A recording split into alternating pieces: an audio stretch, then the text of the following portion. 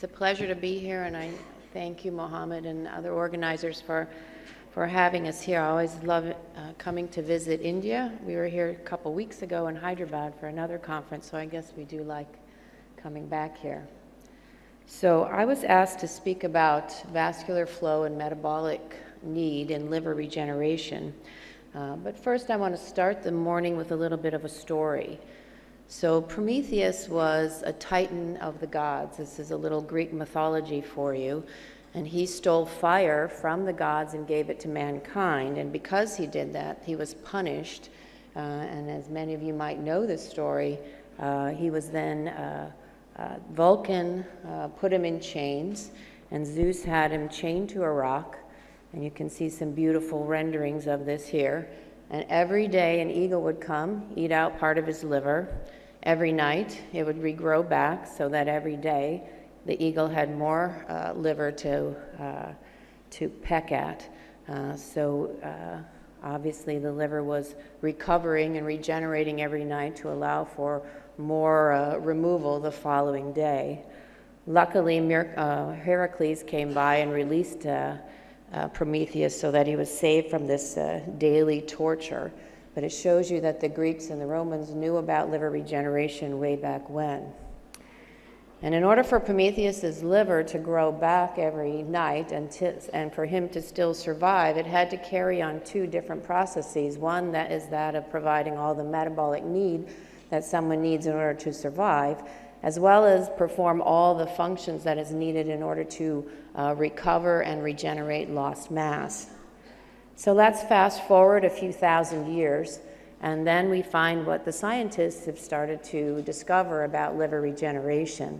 Back in the 1930s, Higgins and Anderson described a classic model in the mouse and also used in the rats. So a rodent model of liver regeneration where 70% of the liver was removed and you'd have 30% left. And that model is still used today and is used a lot we've learned a lot in the last 80 years or so on liver regeneration. In the 60s and beyond, we learned which cells were involved. We learned that it's a synchronous proliferation of existing mature cellular populations. Hepatocytes and replicate to become hepatocytes, as well as Kupffer cells, biliary ductular cells, and endothelial cells. There's been some implication of stem cells, but actually very, very recent evidence shows that it's probably not stem cells, but more likely hepatocytes that de-differentiate and then become more hepatocytes and biliary cells. We've also learned that it's a combination of things that happen in order for liver regeneration to occur. It's a cytokine cascade and circulating factors, a bunch of growth factors that are involved, as well as hormonal influences. And it is a really important aspect that it's the metabolic demands of the host that play an important factor in regeneration and how much actually occurs. So the overview of current thinking is that it's a multi-step process. First, there's the partial hepatectomy, or the loss of hepatocytes, that then has an increased metabolic demand on the host and makes them hepatocytes start to work harder to maintain homeostasis and regenerate. There's the priming of cells to get replication to start, to move from G1 to G2. And then there's the progression, or the maintenance of regeneration until the proper size is reached and normal metabolic demand. And then there's also somehow it knows when to stop. And this is actually one of the processes that we're not quite clear on yet, is how the liver knows when to stop regenerating. And even in the past few years, there's been much more that's been learned also in the area of more regulators and signals for liver regeneration in the world of microRNAs. And we've learned from mouse models that there's dynamic expression of many microRNAs that are either decreased in the early period after partial hepatectomy, and some actually go up on the first day and then go down, and it seems to be a biphasic expression. So there's this complex interaction then between the signaling ones in green, the pro-growth ones, the anti-growth ones, to result in a very orchestrated hepatocyte proliferation. And all this takes place within the microarchitecture of the liver that you just heard about from John. You have the sinusoids, where you have, we have to see where things are adjacent to each other. There's the portal vein that's directly adjacent to the hepatic artery. Then you have the hepatocytes and the central vein there, and then I can't forget the biliary endothelial cells as well. And this sinusoid then becomes the lobule there in the center, which then becomes the whole liver. And vascular flow and where those vessels are located are probably very, very important in regeneration. Some general statements about what we've learned in animal models is that portal flow and pressure, and you're going to hear more about that from Giuliano in the next talk, and shear stress on endothelial surface stimulates regeneration. And there seems to be a correlation between flow or velocity and the degree of regeneration from the portal flow. And with arterial flow, oxygenation is obviously essential, but there's also an arterial buffer response where as you increase portal flow, there seems to be a decrease in arterial flow, and this seems to also enhance liver regeneration. And we've also all heard about pre-ischemic conditioning, which may, in addition, enhance regeneration. So this talk was asked to be about what we've learned in the laboratory setting. And actually in the last 20 years, we've learned a lot in mouse models. But this is what we see on a daily basis as hepatologists or liver surgeons of why we need liver regeneration. It's not just liver resection, but also loss of mass from toxins, hepatitis, biliary obstructions, immune-mediated injury, vascular and ischemic injury, and metabolic diseases. So it's an important aspect of what we do on a day-to-day basis. Now, I could talk about mouse models for the next 15 minutes, but actually the work that we do and what's been done recently, we have beautiful human models because not all things that happen in the mouse can be replicated in the human. We have models of ischemic injury where deceased donor transplants actually are a good example of this. Then there's the model of ischemic injury combined with the need for regeneration, and living donor recipients are an excellent human model for this, and just pure regeneration, and we have our living donors as excellent human models to study regeneration. And so it's these last two, the living donor recipients and the living donors, that provide a good basis for looking at what's been happening either for both metabolic need and the flow for liver regeneration. So let me show you some of the work that's been done in humans.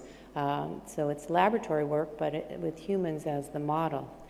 A2Al was the group in the United States and Canada that looked at living donors in a very detailed way, and we see here what we all know is that this is the volume of liver that donors start with. This is the volume of liver that they're left with after you remove part of their liver, and this is what they have at about 3 months' time. It's recovered, but not completely, about to 80% of what they've started with. Recipients, this is a standard liver volume calculation.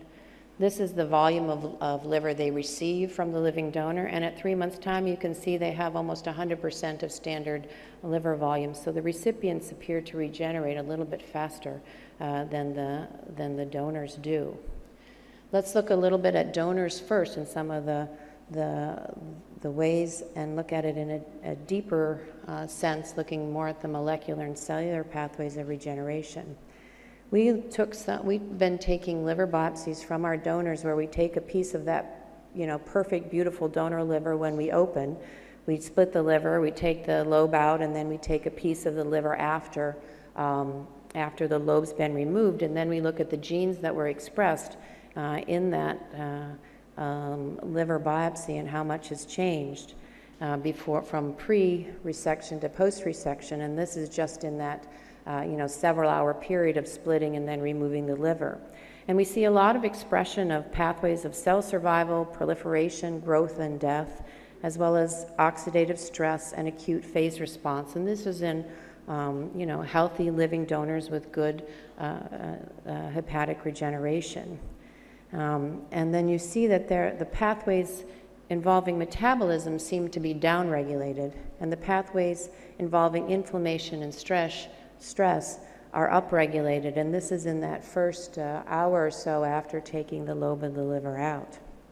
But another observation that we saw in living donors is that not all donors regenerate the same.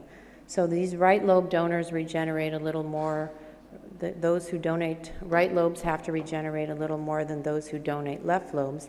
But with both lobes, there's a great wide range of the amount of regeneration that these donors do. And so we looked at the donors that had either good regeneration, which we said were below the mean with regard to how much they increased or the absolute growth, and those that were above the mean. And then we compared them looking at the genes that were expressed in those that were good regenerators versus those that were poor.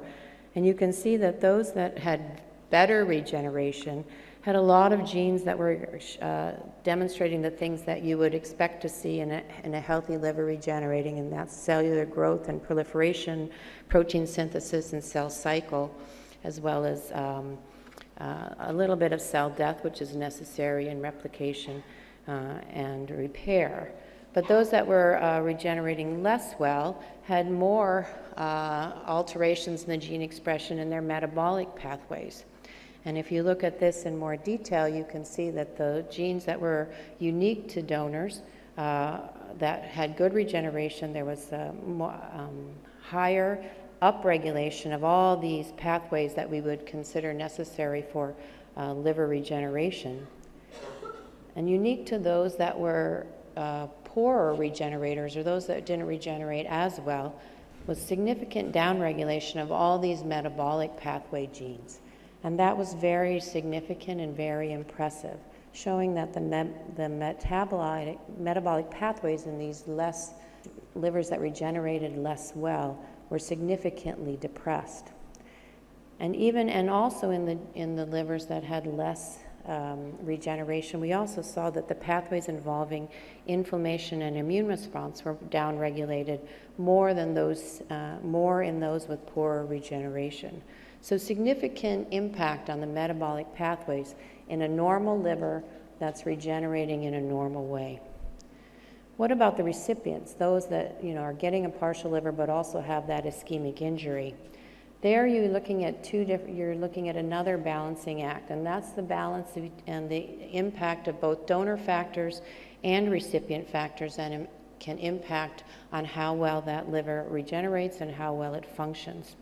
If you think about it as a balance in energy, and you only have so much energy in a liver, and sometimes you have a recipient with a great deal of metabolic need. Either it's very ill or has a high MELD, high portal pressures, is a big recipient, then there might be less energy available for recovery and regeneration.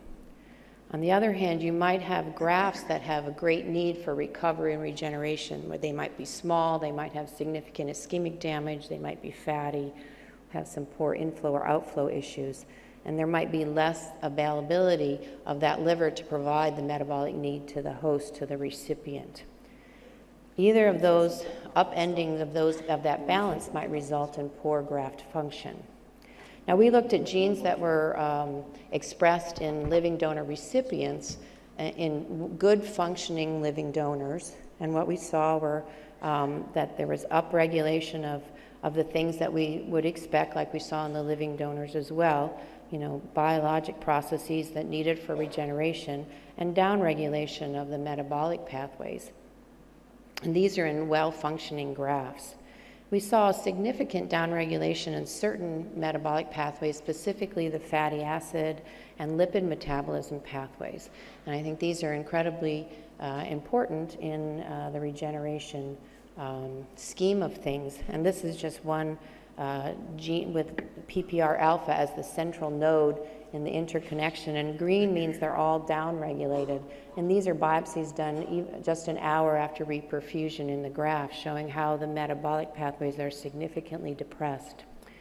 Now, small for size syndrome, I'm not going to go into detail because I think there'll be several talks about that already later on, but it's was first thought to be mostly due to size, but there are obviously multiple aspects involved in a graft that doesn't function well. And I think it was summarized in this paper by Benheim, which showed that good graft function in adult recipients of grafts from living donors is multifactorial.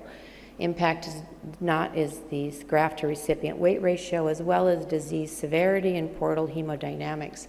So this is the flow aspect that's coming into it as well. And since those papers, there's been many, many more papers that have showed that there's a great interaction, not just to the size of the graft, but also to other donor factors, the flow and the recipient status. So once again, we looked at, just try to see if there was something on the molecular level that would show us what is it that made grafts not function well, and is there a genomic profile? And we looked at genes that had, from livers, small grafts, living donor grafts that had good function, and compared to those that had small for size or early allograft dysfunction. And what we found was that there was a significantly more dysregulation of these bile acid and lipid metabolism pathways in grafts that were expressing what we called segmental graft dysfunction or early allograft dysfunction. So there's something in these grafts where they're disrupting the lipid pathways and the fatty acid pathways, this metabolic pathway, that the graft just does not function as well. Now, you can't get serial biopsies in these grafts in a human, but you can get serial blood samples.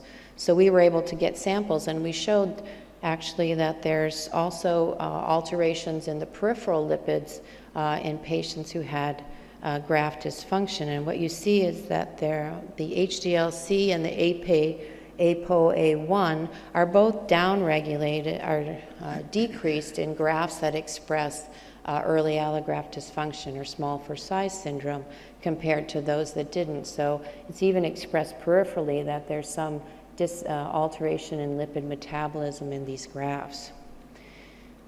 And not just in function, but also in regeneration. We saw that ApoE and ApoC3 and triglycerides are also correlated with better regeneration, particularly ApoE.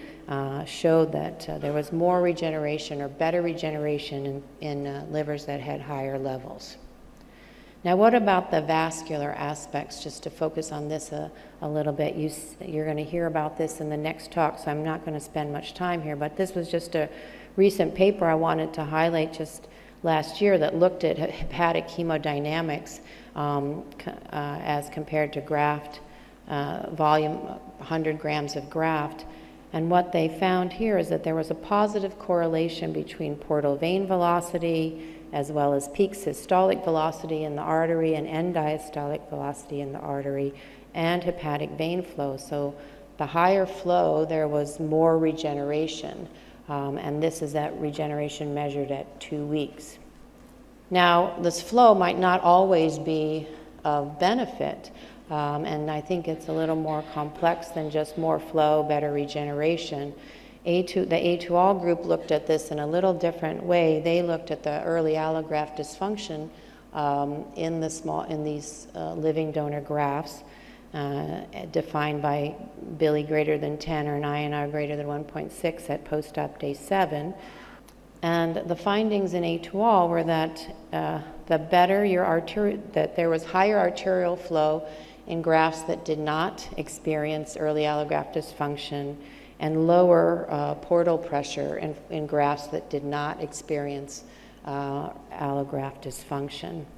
And if you look at it all clustered here, those dark black circles are the grafts that experienced early allograft dysfunction. And what it seems is that higher portal pressures and lower arterial flow in combination is where most of those grafts clustered.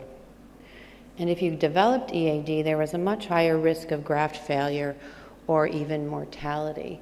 So it is something that you need to look for, and it would be important if we would be able to figure out ways to prevent it. Another paper from A2All or Jean looked at the modulation, and now we didn't have very many grafts that were modulated, but of those that were modulated versus those that weren't, there were higher arterial flows in those that were not modulated and lower portal flows. and lower portal pressures in those that were not modulated, which would make sense because this was something that was modulated after reperfusion, and the centers would choose whether they wanted to modulate or not, and it was obviously done in those that had higher portal pressures or higher portal flows. The interesting thing is that even with the modulation, there was no, whether it be splenic artery ligation, portal cable shunt, or splenectomy, there was a little bit of downregulation in the portal flow and mostly downregulation in portal pressure. But in the overall clinical outcome, there really was no statistical significantly difference in those that were modulated. This was not a randomized controlled trial. This was purely chosen by the surgeons that were doing it, so there was no significant way to show if it really helped or not, and you'll hear about that more in future talks. So all this now about metabolic need and vascular flow, how is this helping us in clinical practice? Well, it's good to know that what we discovered in the mouse also holds true more or less in the human, and the molecular patterns correlate with clinical phenotypes. So hopefully in the future we'll be able to continue to look in detail in mouse and rat models in these areas to determine ways where we might be able to intervene. If the basis of our clinical observations regarding liver injury, function, and recovery can be found in molecular and cellular mechanisms, and hopefully we'll be able to utilize that to come up with ways to enhance regeneration and growth. And hopefully you also learned a little Greek mythology and classical art history today as well. So maybe in the future we'll be able to come up with ways to support metabolism, add growth factors, maybe provide alternative energy sources, regulate inflammation, and modulate vascular flow in order to enhance recovery and regeneration in the liver itself. Thank you. Thank you, Professor Olthoff.